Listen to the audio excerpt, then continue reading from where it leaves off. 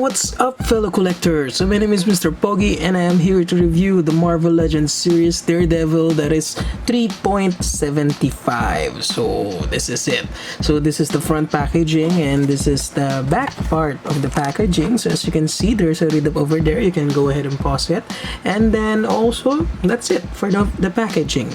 Now, let's go back to the front part. So let's get into it and let us open this awesome figure. So now this is Daredevil out of the packaging. So ito pong Daredevil na to, ito yung first appearance sa Daredevil. So originally hindi talaga red yung color ni Daredevil. So ito yung unang-una niyang kulay. It's yellow, red, and a bit of brown. So this is a 3.75 figure. So don't expect much from this figure kasi nga maliit lang talaga to. So comparing to Star Wars figure, so actually ito lang yung nag-iisa kong 3.75 na Marvel Legends. And I really like this a lot. Pero mukha lang scrawny little Daredevil tong ano ko. Itong 3.75 na to. Kasi kung titingnan mo, for the details, ayan, ito, well, okay naman. Hindi naman ako nag-expect ng sobra sa 3.75. So zoom natin para mas makita pa natin ang details, no? Ayan. So sa ulo niya, zoom pa natin. Yan, ito na yung farthest zoom ko. So, liwanagan natin. Ayan. So, the details, actually, okay naman. Okay lang naman siya. Ikot natin. Ayan, wala naman. Muscular pa. As macho pa sa akin to eh. Kung macho pa ang hanap mo. Ayan. Tapos, well, details nito. Then, actually, okay naman. To be honest, Daredevil is one of my, is my favorite Marvel character of all time. So nakita niyo itong Daredevil na so medyo nakaka-disappoint yung dito. Actually, I have a 6 inches na figure na ganito. Pero gusto ko lang i-review itong Daredevil na to. Imanagan pa natin. So naputol yung D. So ayoko ng mga ganyan. Napuputol yung D. And then sa belt, merong maliit na ano dito. Pero okay lang naman. Sabi ko hindi ako nag-expect sa mga 3.75 and kitang-kita mo yung well actually kung tutuusin detailed siya. 2010 lumabas tong figure na to, so nakalagay sa legs niya 2010, so hindi ako nakikita ba dyan.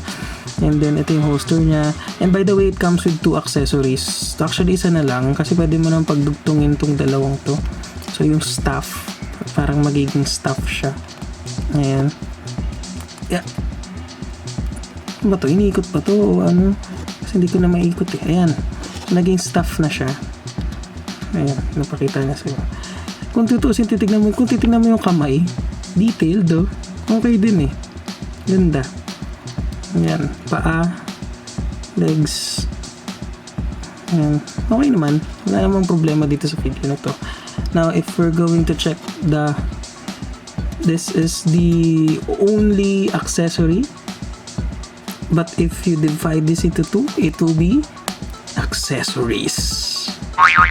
Char. So, balik tayo dito sa figure. Punta naman tayo sa articulation ng figure. Now, for the articulation ng figure, pwede mong ikutin ng ulo niya.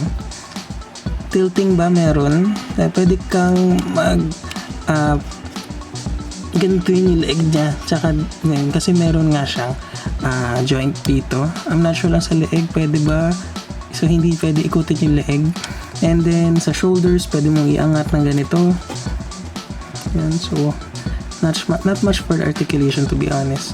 And then, bicep swivel, single jointed elbow, and then, wrist rotation. So, meron tayong hips pa tawag din. I'm sorry. Torso cut. Yan, no?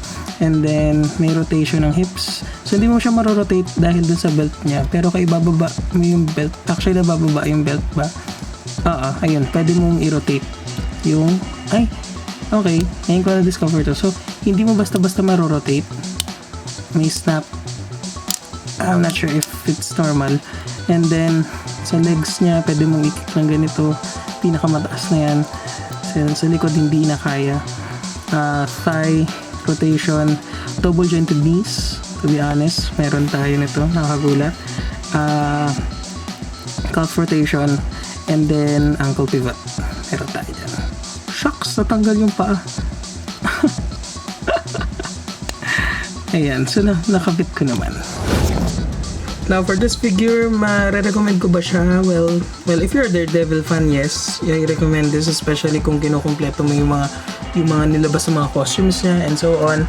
And then also, for the price, I'm not sure lang kung magkano ko nabili to kasi tinanggal ko na rin yung presyo sa kahon nito eh.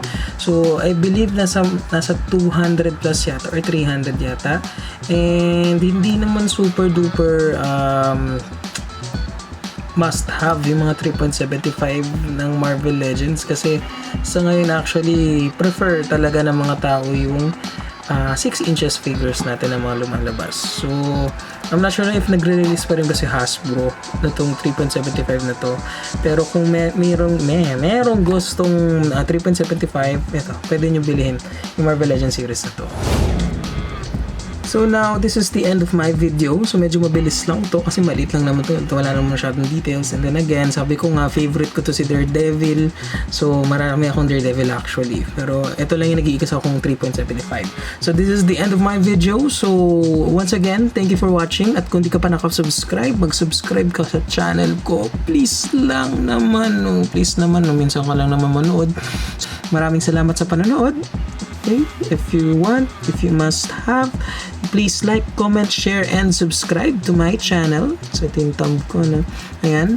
And then, if you have friends, please recommend this channel because I am doing a weekly posting for the videos or for the toy reviews. So, if ever may mga updates na regarding toys, I will try my best to update you guys if ever I am not in a busy mode. Yan. So, again, thank you for watching and sabi ko nga palagi sa videos ko, keep on collecting.